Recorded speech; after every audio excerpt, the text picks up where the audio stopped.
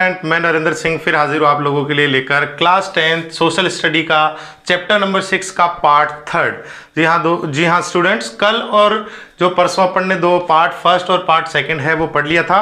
अपने जो है लेजिस्लेचर और एग्जीक्यूटिव का जो पार्ट फर्स्ट और सेकंड था वो पढ़ लिया था। आज अपन पढ़ रहे हैं पार्ट 3। आज के जो है चैप्टर उसमें अपन पढ़ने वाले हैं वॉइस प्रेसिडेंट। एग्जीक्यूटिव में अपन ने जो अपना प्रेसिडेंट था उसको पढ़ लिया था। आज अपन पढ़ रहे हैं इसमें vice president, prime minister of counselling of ministers, या आपकी जो कैबिनेट है उस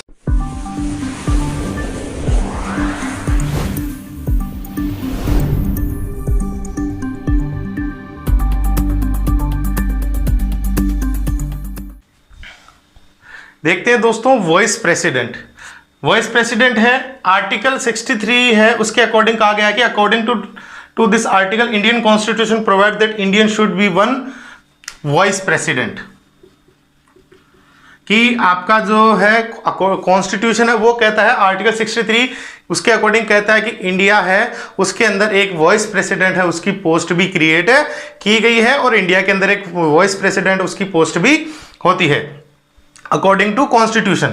अब ये है क्वालिफिकेशन फॉर वॉइस प्रेसिडेंट, ठीक है। अब वॉइस प्रेसिडेंट है, उसकी क्वालिफिकेशन जो है क्या क्या है, मतलब वॉइस प्रेसिडेंट बनने के लिए आपके अंदर क्या क्या क्वालिटीज होनी चाहिए।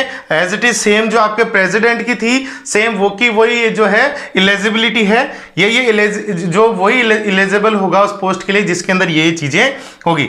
वापस एक बार देख लेते हैं। सिटीजन ऑफ इंडिया की वो इंडिया का सिटीजन हो, 35 ईयर ऑफ एज और अबाउ, उसकी एज मिनिमम 35 ईयर हो या उससे अबाउ हो। Should be eligible for elected as the member of Lok Sabha, ठीक है, यानी कि वो लोकसभा के मेंबर या उसके इलिजिबल जो है इलेक्टेड हो, या अगर वो जो है इस पोस्ट को लेने के बाद यानी वॉइस प्रेसिडेंट या प्रेसिडेंट बनने के बाद उसको, या कोई मिनिस्टर बनने के बाद उसको लोकसभा का मेंबर होना जरूरी है। Should not hold any office of profit, यानी वो किसी भी दूसरी जो गवर्नमेंट की जो प्रॉफिट्स है उनका कहीं से भी किसी भी माध्यम से वो नहीं ले रहा हो। शुड नॉट बैंक करप्ट, वो किसी भी तरीके का बैंक से जो है लोन वगैरह या कोई और अदर जो चीजें उनसे बैंक करप्ट नहीं हो। ये हो गई इसकी सारी इलिजिबिलिटी। अब देखते हैं इसके पास क्या क्या पावर्स है। अब देखो जो वॉइस प्रेसिडेंट है उसका वर्क क्या क्या है अपन वो देख लेते हैं कि प्रेसिडेंट और वॉइस प्रेसिडेंट क्यों रखा जाता है। अब ये आप देखो, जैसे आप क्लास में बैठते हो तो आपके प्रीफेक्ट फर्स्ट होता है और प्रीफेक्ट सेकंड भी होता है। प्रीफेक्ट बोले तो आपके क्लास का जो मॉनिटर्स होता है वो, यानी एक मॉनिटर फर्स्ट भी बनाया जाता है और एक सेकंड मॉनिटर भी बनाया जाता है। जब मॉनिटर फर्स्ट हो तो सेकंड बनाने की क्यों जरूरत है, क्योंकि मान लो अगर बाई चांस कभी फर्स्ट मॉनिटर क्लास में नहीं हो या एब्सेंट हो तो उस दिन सेकंड मॉनिटर काम कर सकता है। एज इट इज अगर प्रेसिडेंट है वो प्रेजेंट नहीं है, प्रेसिडेंट एब्सेंट है, किसी जो दूसरी फील्ड में गया है, किसी दूसरे देश के अंदर विजिट करने गया है, कोई दूसरी कंट्री में गया है, तो उस समय जो प्रेसिडेंट वॉइस प्रेसिडेंट है वो प्रेसिडेंट की जो है अटेंडेंस, उसकी जो चेयर है या उसका जो वर्क है उसको संभालता है। एंड स्पीकर ऑफ राज्यसभा, और राज्यसभा जो होती है आपकी उसका ये स्पीकर आपके वॉइस प्रेसिडेंट ही होते हैं। तो दोस्तों ये था स्टूडेंट्स अपना वॉइस प्रेसिडेंट। अब देखते हैं प्राइम मिनिस्टर। प्राइम मिनिस्टर अपने आर्टिकल 74 है कॉन्स्टिट्यूशन का, वो आर्टिकल 74 क्या कहता है, आर्टिकल 74 कहता है कि have one prime minister in जो है country according to article 74 of constitution, कि अपनी जो कॉन्स्टिट्यूशन है, कॉन्स्टिट्यूशन का आर्टिकल 74 ये कहता है कि अपनी जो कंट्री है उसके अंदर एक प्राइम मिनिस्टर की पोस्ट है। अब देखते हैं कि स्टूडेंट्स प्राइम मिनिस्टर की जो पोस्ट है उसका इलेक्शन किस तरीके से होता है। सबसे पहले ये देखो कि उसको अपॉइंट कौन करता है, अपॉइंटेड बाय प्रेसिडेंट, जो अपनी कंट्री का जो प्रेसिडेंट है। और सब आप लोगों को पता होगा कि 8% अपनी कंट्री का प्रेसिडेंट कौन है, ये आपके लिए मैं जो है कमेंट में जो है डालने के लिए छोड़ के जा रहा हूं। आप लोग कमेंट में मुझे डालेंगे कि अपनी कंट्री का 8% में जो है प्रेसिडेंट कौन है। कौन है दो स्टूडेंट्स, बिल्कुल सही है, अपना कंट्री का प्रेसिडेंट है रामनाथ कोविंद। जी हाँ, मिस्टर रामनाथ कोविंद अपनी जो है इंडिया के प्रेसिडेंट है। अब वो इनको है प्राइम मिनिस्टर, जो अपने प्राइम मिनिस्टर कौन है अभी, अपने प्राइम मिनिस्टर है अभी श्री नरेंद्र मोदी। पूरा नाम है उनका श्री नरेंद्र दामोदर दास मोदी, ठीक है। उससे पहले वो अपने गुजरात जो स्टेट है उस गुजरात स्टेट के सीएम थे, और लास्ट जो है सेकंड टाइम ये, उससे लास्ट भी यही थे और अभी सेकंड टाइम ये अपने इंडिया के प्रेसिडेंट है। अब देखते हैं इनडायरेक्ट इलेक्शन, इनका इलेक्शन है वो डायरेक्ट नहीं होता है, ठीक है। जैसे अभी अपन देखते हैं एमएलए और एमपीज का एक पब्लिक वोट करती है और उससे डायरेक्ट इलेक्शन होता है, लेकिन जो है इनका इलेक्शन भी इनडायरेक्ट जो पॉलिसी है उसी से होता है। और majority party leader appointed as PM. अब पीएम कौन अपॉइंट करता है? प्रेसिडेंट करता है। किसको करता है? कि जिस पार्टी का जो लीडर है उसके पास क्या होनी चाहिए? मेजोरिटी होनी चाहिए। कैसे होनी चाहिए देखते हैं अपन। जैसे आप देखो कि अभी 2019 के अंदर इलेक्शन हुए किसके इलेक्शन हुए? पार्लियामेंट के, ठीक है, जिनको अपन कहते हैं एमपीज, यानी अपने एमपीज के इलेक्शन हुए 2019 में। 2019 में अपने एमपीज के इलेक्शन हुए। अब एमपीज के इलेक्शन में क्या हुआ? हर पार्टी ने अपने अपने कैंडिडेट खड़े किए। जैसे सपोज कि ये पार्टी ए है, ये पार्टी बी है, ये पार्टी सी है, तीनों ने अपनी अपनी जो है पार्टीज के कैंडिडेट खड़े किए, ठीक है। अब टोटल अपने जो है जो पार्लियामेंट में लोकसभा है उसके कितनी सीटें हैं टोटल? उसके अंदर अपने 550, उसमें से 545 है वो टोटल मेंबर्स हैं। अब उन टोटल मेंबर्स के लिए सीटों के लिए इलेक्शन होगा। अब उसके अंदर जिसके पास ज्यादा सीटें होगी, जैसे मान लो ये 3 हैं, इन तीनों के पास मान लो इसके पास 50% सीटें आ गई, इसके पास 30% आई, और इसके पास मान लो कि जो है 15% ही आई, और थर्ड वो है जो कोई पार्टी से नहीं है, ठीक है। फोर्थ कोई पार्टी से नहीं है, आपके निर्दलीय है, कोई भी पार्टी, कोई दल नहीं है, इसका कोई पार्टी नहीं है, तो इसके पास मान लो 5% आ गए। तो अब ज्यादा मेजोरिटी किसकी है? ज्यादा मेजोरिटी ए पार्टी की है। तो इस पार्टी का जो लीडर होगा उसे, उस पार्टी के लीडर को एज ए जो है पीएम के रूप में अपॉइंट कौन करेगा? आपका प्रेसिडेंट। तो दोस्तों स्टूडेंट्स, आपको ये बिल्कुल समझ में आ गया कि इलेक्शन किस तरीके से होता है। देखते हैं स्टूडेंट्स, प्राइम मिनिस्टर जो है उसकी पावर्स और फंक्शंस क्या क्या है, मतलब उसकी जो प्राइम मिनिस्टर उसके क्या क्या पावर्स है और क्या क्या वो उसके वर्क्स है वो देखते हैं। नंबर 1, ये आपके 6 पॉइंट्स हैं। इन 6 पॉइंट्स में लगभग इसके सारे जो वर्क्स हैं वो अपन आसानी से पढ़ लेंगे। तो स्टार्ट करते हैं। Making counselling of ministers. अब जैसे मान लो वो प्राइम मिनिस्टर बन गया, तो अब जो भी जो अपने जो डिपार्टमेंट्स है, जो मिनिस्ट्री है, अलग अलग मिनिस्ट्री है, उसके अलग अलग मिनिस्ट्री के जो भी है वर्क जो है वो डिवाइड किया हुआ है। तो उनकी अलग अलग मिनिस्ट्री के हिसाब से अपने जो है मिनिस्टर्स जो है वो बनाता है।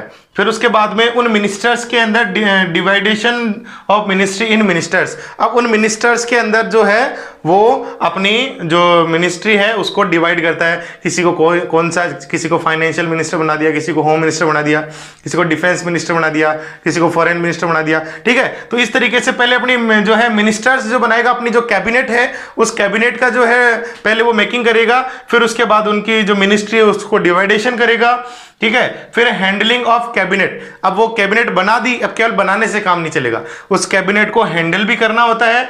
लीडर ऑफ द लोकसभा, और जो लोकसभा होती है उस लोकसभा का ये लीडर होता है, क्योंकि वो सारे जो कैबिनेट्स है वो और आपके जो सारे एमपीज है वो कहां बैठते हैं?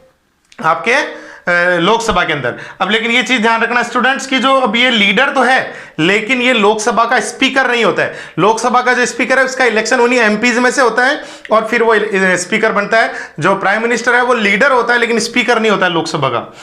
जैसे वाइस प्रेसिडेंट पढ़ा आपने, वाइस प्रेसिडेंट है वो वाइस प्रेसिडेंट भी है और राज्यसभा जो है उसका स्पीकर है, लेकिन लोकसभा ये लीडर तो है लोकसभा का, लेकिन लोकसभा का जो है स्पीकर नहीं होता है। Appointed officers on various post by president on the advice of अपने पीएम कि अब अभी अपन ने देखा कि प्रेसिडेंट, पिछले वीडियो में कि प्रेसिडेंट कौन कौन सी जो पोस्ट अपने एडवाइजरी है, अपने जो सुप्रीम कोर्ट हाई कोर्ट के जजेस है, ठीक है, या अपनी जो भी एम्बेसी जो है एम्बेसीज है उन एम्बेसी के जो एम्बेसडर्स है उनकी अपॉइंटमेंट करता है। तो वो सारी किसकी जो है एडवाइस से करता है? प्राइम मिनिस्टर की एडवाइस से करता है। कोऑर्डिनेटर बिटवीन प्रेसिडेंट और कैबिनेट, अपनी जो कैबिनेट होती है उसके और अपनी कंट्री के प्रेसिडेंट जो है उन दोनों के बीच में अपनी का जो कंट्री का जो प्राइम मिनिस्टर होगा वो एक कोऑर्डिनेटर का काम करता है। तो ये हुए जो स्टूडेंट्स आपके प्राइम मिनिस्टर के जो है फंक्शंस और उसकी पावर्स। अब अपन देखते हैं कि इसका जो है अपने जो प्राइम मिनिस्टर है इसकी अपन देखते हैं। अब इसने जो है काउंसलिंग जो है बनाई, अपनी जो काउंसलिंग ऑफ मिनिस्टर्स बनाए, वो मिनिस्ट्री ऑफ काउंसलिंग जो है वो किस तरीके से बनती है उसके बारे में समझने की कोशिश करेंगे। और उन्होंने किस तरीके से डिवाइडेशन करते हैं, किस तरीके के कितने कितने टाइप्स के मिनिस्टर होते हैं, कि आपके स्टेट मिनिस्टर होते हैं, वॉइस मिनिस्टर होते हैं, ठीक है, सुप्रीम मिनिस्टर होते हैं, वो क्या क्या होते हैं वो पढ़ते हैं। को प्रधानमंत्री ने अपनी जो प्रेसिडेंट है उसकी सहायता से अपनी काउंसलिंग में जो है वर्क जो है वो डिवाइड कर दिया। अब देखते हैं कि उसकी काउंसलिंग जो है वो उसका जो है अकॉर्डिंग टू कॉन्स्टिट्यूशन कौन से आर्टिकल के तहत काउंसलिंग जो है उसकी व्यवस्था की गई है, और उस काउंसलिंग जो है उसके क्या क्या जो है वर्क होते हैं, और उस काउंसलिंग जो है उसमें कितने टाइप्स के जो है मिनिस्टर्स होते हैं, और उन काउंसलिंग के पास कैसी कैसी पावर्स होती है। तो दोस्तों स्टूडेंट शुरू करते हैं काउंसलिंग ऑफ मिनिस्टर और कैबिनेट। आर्टिकल 75 क्या कहता है देखो, according to constitution there is a cabinet to assist and advise the president of his work. यानी जो अपनी कंट्री का जो प्रेसिडेंट है उसकी एडवाइस के लिए और उसके जो है वर्क है उसकी असिस्ट के लिए जो है एक कैबिनेट जो है उसकी जो है व्यवस्था की गई है। और वो व्यवस्था है वो कौन करता है, उसका जो लीडर होता है कौन, आपका प्राइम मिनिस्टर, वो उनको अपॉइंट करता है। तो ये हो गई आपके आर्टिकल 75। अब देखते हैं कॉन्स्टिट्यूशन ऑफ कैबिनेट, ठीक है। अब कैबिनेट जो है उसके जो है उस तरीके देखते हैं, appointed of prime minister, cabinet selected the work division by PM, कि सबसे पहले तो वो उसको प्राइम मिनिस्टर अपॉइंट करता है, फिर उसके बाद में उसको अपने वर्क के अनुसार उसका जो सेक्टर है उसके अनुसार उसको मिनिस्ट्री डिवाइड की जाती है। अब देखते हैं सबसे पहले अपन, ठीक है, कि कितने टाइप के जो अपने मिनिस्टर्स होते हैं और उनको किस किस तरीके से डिवाइडेशन होता है। तो देखते हैं सबसे पहले मिनिस्टर अपने होते हैं 3 तरीके के। नंबर 1 आपके होते हैं कैबिनेट, कैबिनेट मिनिस्टर। नंबर 2 आपके होते हैं स्टेट मिनिस्टर, ठीक है। और नंबर 3 आपके होते हैं वॉइस मिनिस्टर। अब समझो इनकी जरूरत क्यों पड़ी, इनका और वर्क क्या होता है। आपके जो कैबिनेट मिनिस्टर होते हैं वो तो आपकी जो मिनिस्ट्री ऑफ ये आपकी जो कैबिनेट है, काउंसिलिंग ऑफ मिनिस्टर्स है, उसका पार्ट होती है, तीनों ही पार्ट होते हैं। और जो इनके पास में जो कैबिनेट ऑफ मिनिस्टर होते हैं इनके पास में एक कोई डिपार्टमेंट होता है, एक कोई जो है एक इंडिविजुअल एक मिनिस्ट्री होती है, या एक से ज्यादा भी हो सकती है, जरूरी नहीं एक हो, एक भी हो सकती है, एक से ज्यादा भी हो सकती है, वो एक मिनिस्ट्री होती है और उसका हेड ऑफ इंचार्ज यही होते हैं, ठीक है। सेकंड आपके स्टेट मिनिस्टर।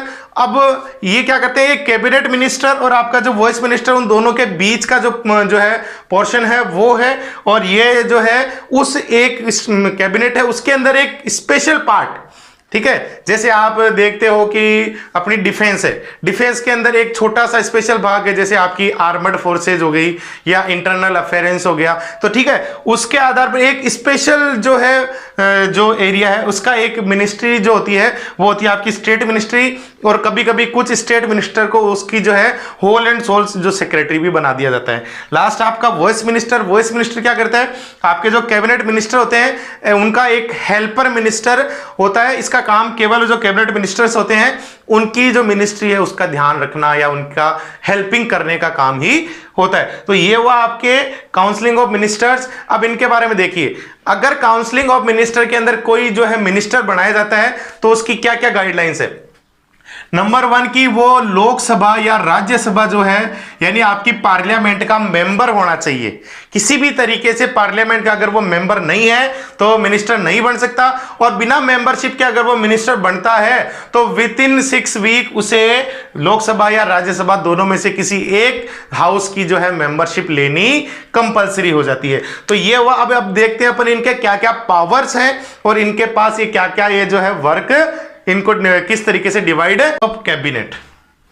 ये टोटल 5 पावर्स है अपनी जो कैबिनेट है उसके पास। कौन कौन से है देखो, सिटिंग जो आपकी सेटिंग नेशनल फंड, आपका जो नेशनल फंड है जो ठीक है, जो पैसा है उस पैसे की सेटिंग, मतलब उसको कहाँ कहाँ कैसा कैसा कितना कितना खर्च करना है, कौन कौन से डिपार्टमेंट में कौन कौन से मिनिस्ट्री के पास कितना पैसा जाना है, किस टाइम खर्च करना है, किस तरीके से खर्च करना है, कौन कौन से सेक्टर में कितना पैसा जाएगा, ठीक है। जैसे अभी आपका जो है 20 लाख जो है करोड़ का जो आपका आत्मनिर्भर जो प्रोजेक्ट है अभी जो इंडिया के प्राइम मिनिस्टर उन्होंने लॉन्च किया है, तो उसका जो पैसा है वो किस तरीके से कैसे कैसे डिवाइड होगा, वो ये सारा काम है जो सेटिंग नेशनल फंड वो काम करती है आपकी कैबिनेट। सेकंड आपका लॉ मेकिंग कंट्रोल की जो लॉ है जो उनको बनाना है, तो उनके अंदर कुछ मिस्टेक्स नहीं रह जाती है या कुछ जो है कुछ कम नहीं आ रहा है, कुछ ज्यादा नहीं हो रहा है, ये सारी चीजें उसके ऊपर कंट्रोल का काम है ये आपकी मिनिस्ट्री करती है। क्योंकि आपको अगर कोई भी कानून बनाना है